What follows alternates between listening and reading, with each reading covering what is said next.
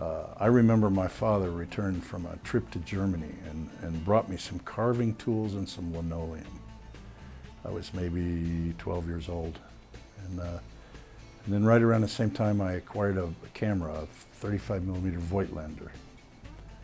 And became interested in pictures, and I lived in a house. And on the 3rd floor, it was a big old house on a canal. And I set up a darkroom in the attic. The camera I acquired, the Voigtlander, I was about 12 years old. And living in Holland. And I moved around Holland quite a bit because it's a small country. But I was forced to go back to the United States and lived in Michigan, didn't take many photos. I guess I wanted to make paintings, but I didn't start that for another 10 years maybe. Picked up etching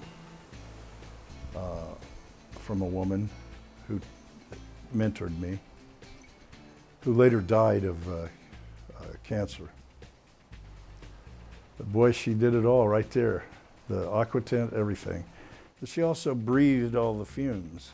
And at that point, I decided it was time to stop doing that if I wanted to live another 20 years or so. And in the meantime, the technology changed. Everyone started using computers.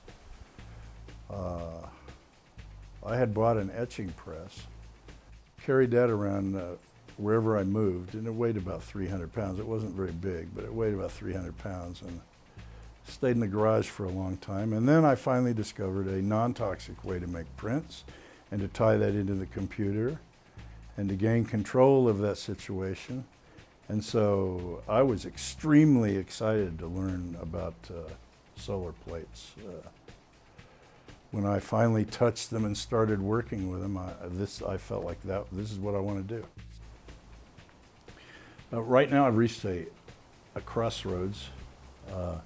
I feel like the direct-to-plate technique that I've learned and started to use and really like is something that I have in a portfolio or a suitcase that I can use. It's another tool.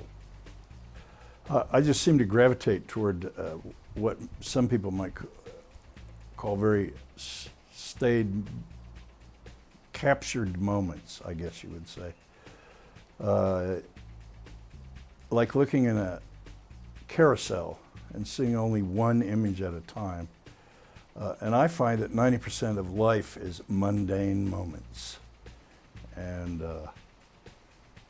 if you will look at what I'm doing and you compile it all together, it's not as mundane as maybe one of the elements is. Because I find the mundane and the ordinary to be very exciting and extraordinary.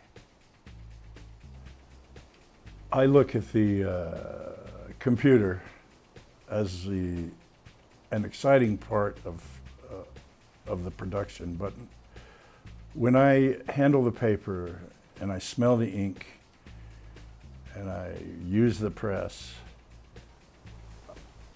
it reminds me of what I'm doing. And I feel rich.